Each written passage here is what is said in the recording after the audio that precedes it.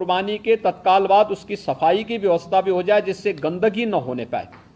और वह जो सॉलिड वेस्ट आप डालेंगे वह एक ऐसी जगह रखना चाहिए जहां बस्ती से दूर हो, नहीं तो बहुत तेज बदबू करेगा। उसके बाद तमाम प्रकार की बीमारियां और अन्य संक्रामक बीमारियां वहां पर होने के खतरे होते हैं। इन चीजों को सुनिश्चित करेंगे। उसको पानी में बहाएंगे भी नहीं, ये भी सुनिश्चित करेंगे। जल जमाव न हो कहीं भी नगरीय क्षेत्र में, चाहे वह बकरीद से जुड़े हुए आयोजन हो, कावड़ यात्रा से जुड़े हुए हो, नाग पंचमी के कार्यक्रम हो, या फिर श्रावण पूर्णिमा के या सावन जो मेला लगता है अयोध्या में, कहीं भी जल जमाव न हो, इस बात को भी हमें ध्यान में रखना होगा। शुद्ध पेयजल की आपूर्ति के लिए भी विशेष व्यवस्था देखनी पड़ेगी। हम लोग लगातार देख रहे हैं, लगातार न्यूज़पेपर में अन्य जगहों पर हम लोग इस बात को देखते हैं कि शुद्ध पेयजल की आपूर्ति नहीं हो रही है। हो सकता है बरसात के कारण कहीं कोई समस्या आ रही हो, वहां पर हम लोगों में एक अवेयरनेस तो पैदा कर ही सकते हैं कि अगर पानी इस प्रकार का है तो वह पानी को गर्म करके छानने के बाद तब उसका सेवन करें। हम उनको उनके भरोसे न छोड़ें। बच्चे बीमार हो सकते हैं, कोई अन्य समस्या खड़ी हो सकती है, उस पर हम ध्यान दें। स्ट्रीट लाइट की व्यवस्था, बरसात के समय में वैसे भी इसके बारे में हमें अलर्ट रहना पड़ेगा। नगर निकायों को भी जहां जहां ये आयोजन हो और कावड़ यात्रा से जुड़े हुए जितने भी रूट हो, वहां पर भी स्ट्रीट लाइट की व्यवस्था ठीक हो।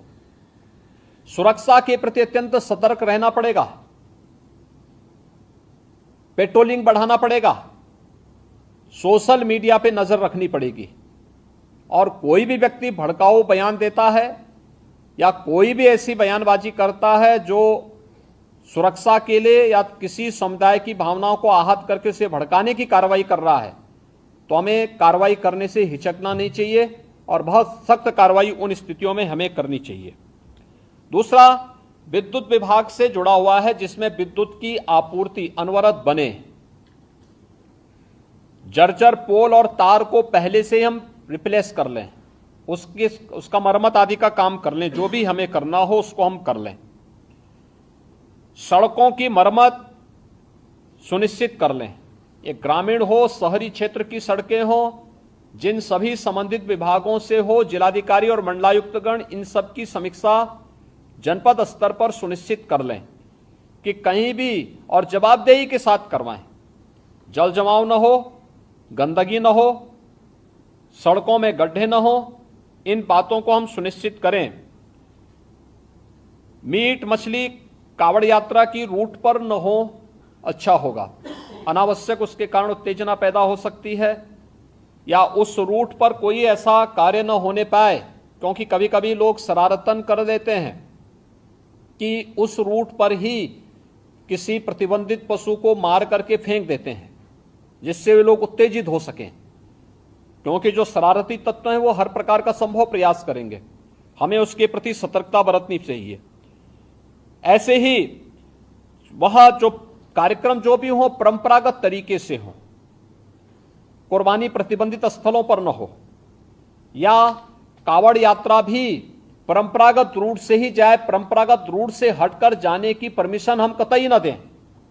और पहले से हम उन सबके साथ संवाद बना लें कि जबरदस्ती जो रूट नहीं है उस रूट पर जाने का कोई भी प्रयास न करें। इन बातों को हम सुनिश्चित करेंगे हर जनपद में, और जहां पर इन सभी कार्यक्रमों के लिए हो विशेष कंट्रोल रूम की स्थापना करके निश्चित उसकी वहां पर नियमित समीक्षा भी की जानी चाहिए। पीस कमेटी की बैठक के बारे में मैंने पहले कहा। यातायात प्रबंधन के बारे में भी जहां आवश्यक हो वहां पर हमें लोकल स्तर पर उसकी व्यवस्था सुनिश्चित करनी चाहिए। अंतर जनपदीय समन्वय के साथ ही अंतर्राज्यीय समन्वय को भी हम प्राथमिकता दें। खासतौर पर पश्चिमी उत्तर प्रदेश में गाजियाबाद से हरिद्वार के बीच में जो कावड़ यात्रा चलेगी, इस कावड़ यात्रा के रूट में अगर आप देखेंगे तो दिल्ली से, पंजाब से, हरियाणा से, राजस्थान से और भी अन्य स्थलों से काफी बड़ी संख्या में कावड़ यात्री आते हैं। अच्छा होगा उन राज्यों के साथ हम पहले से संवाद बना लें। संवाद बना करके उनको राज्य सरकार के द्वारा क्या क्या नियम बनाए गए हैं उसके पालन के बारे में उनको बता दें। दूसरा, जो मैंने पहले भी कहा स्वास्थ्य विभाग में, कि जो लोग कोविड से इन्फेक्ट हुए थे सेकेंड वेव के दौरान, वह लोग बहुत लंबा पैदल चलने का प्रयास न करें, अनावश्यक रूप से उनके जीवन के साथ खिलवाड़ हो जाएगा। जा रहे हैं तो पानी की व्यवस्था सुनिश्चित करें, जगह जगह मेडिकल कैंप भी रहे, और किसी भी प्रकार की कोई लापरवाही उन स्थलों पर न हो, इन बातों को हम ध्यान में रखेंगे। प्लास्टिक फ्री सभी आयोजन हो।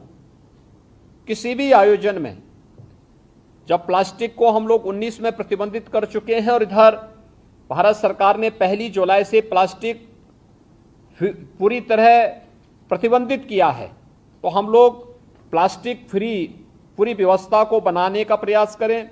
स्वच्छता का विशेष ध्यान दें। कांवड़ महिला और पुरुषों के लिए अलग अलग टॉयलेट हों, पर्याप्त मात्रा में जल की आपूर्ति वहां पर होती रहे, ये भी हम इसको देखें। और सतर्कता के लिए सेक्टर स्कीम अभी से हम लागू कर सकेंगे तो ये अच्छा होगा।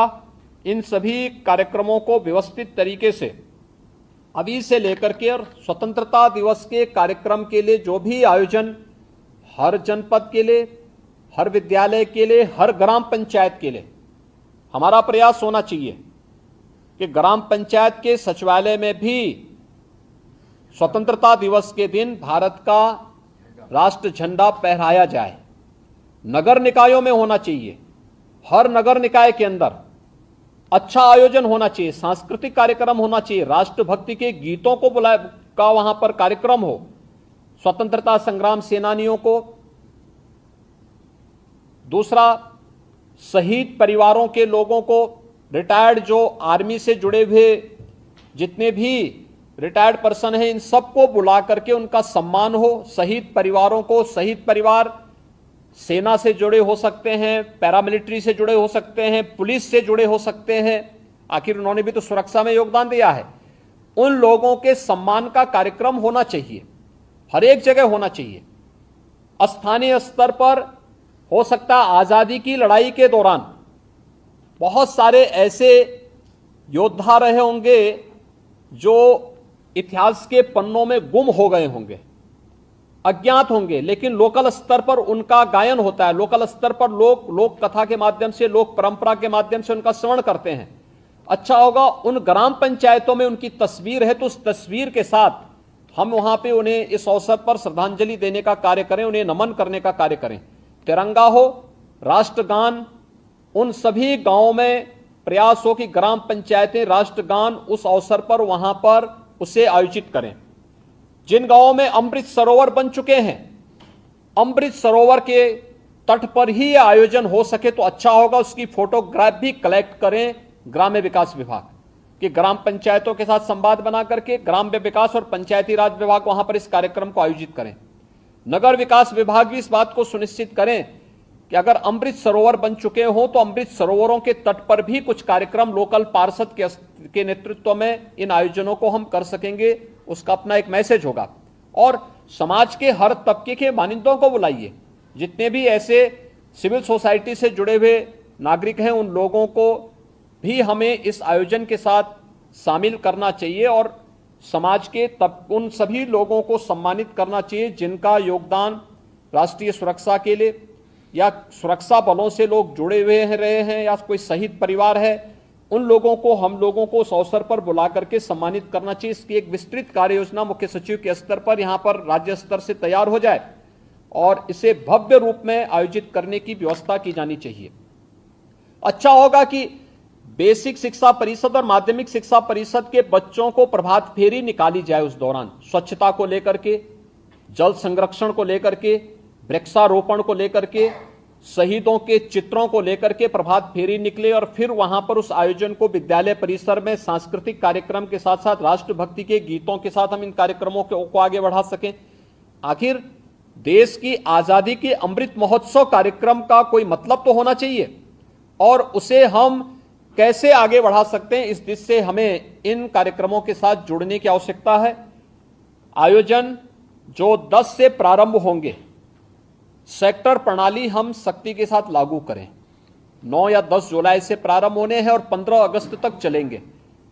हम इन सभी कार्यक्रमों में पूरी सतर्कता बरतें। इस दौरान हमारा प्रयास होना चाहिए कि सभी सीनियर अधिकारी एक एक गतिविधि की मॉनिटरिंग करें, पेट्रोलिंग को बढ़ाएं। शरारती तत्व अपनी हरकतों से बाज नहीं आएंगे जब तक आप कठोरतापूर्वक उनके खिलाफ कार्रवाई नहीं करेंगे, और हमें कार्रवाई करने में किसी भी शरारती तत्व के खिलाफ एंटी सोशल और एंटी नेशनल एलिमेंट कोई भी हो, उसके खिलाफ कार्रवाई करने में कोई हिचक नहीं होनी चाहिए। किसी शरीफ व्यक्ति को अनावश्यक रूप से कोई भी व्यक्ति प्रताड़ित न करने पाए, इन चीजों को भी हमें ध्यान में रखना होगा। लेकिन जो लोग सुरक्षा के लिए खतरा बने हुए हैं, उनके साथ किसी प्रकार का कोई रियायत बरतने की आवश्यकता भी नहीं है, और इसलिए सेक्टर प्रणाली तत्काल लागू करते हुए बकरीद के कार्यक्रम को सभी मुस्लिम धर्मगुरुओं के साथ संवाद बना करके बेहतरीन तरीके से, शानदार तरीके से स्वच्छता के मानकों का ध्यान रखते हुए जो पहले से ही व्यवस्था बनाई गई है कि किसी सार्वजनिक स्थल पर कोई भी ऐसे कार्यक्रम हम नहीं होने देंगे जो अनावश्यक ट्रैफिक को जाम करता हो। जो परंपरागत रूप से कार्यक्रम चलते रहे हैं उन सब उन्हें छोड़ करके, खासतौर पर जैसे कावड़ यात्रा निकलेगी या मुहर्रम के जुलूस निकलेंगे, अगर वे परंपरागत रूप हैं, हमारा प्रयास होना चाहिए कावड़ यात्रा हो या फिर मुहर्रम के जुलूस, अस्त्र शस्त्र कोई लेकर नहीं जाएगा। पहले से हम सुनिश्चित करेंगे, हम संवाद बनाएं। त्रिशूल लेकर के भी कावड़ यात्रा में कोई जाता है तो पहले से उसको जानकारी देनी होगी, उस व्यवस्था के साथ बताइएगा। लेकिन कोई नंगी तलवार लेकर के जाएगा, इसकी अनुमति मत दीजिए। छुरा लेकर के जाएगा, इसकी अनुमति मत दीजिए। एयरगन लेके जाएगा, इसकी अनुमति मत दीजिए। अनावश्यक रूप से भावनाएं आहत न होने वाली कोई भी ऐसी हरकत प्रशासन के स्तर पर भी न हो, और कावड़ संघ हो या मुहर्रम के जुलूस हो, अस्त्र शस्त्र का प्रदर्शन न हो, यह भी हम सुनिश्चित करेंगे, जिससे स्थानीय स्तर पर किसी भी प्रकार की कोई कानून व्यवस्था के साथ खिलवाड़ करने की स्थिति न आने पाए।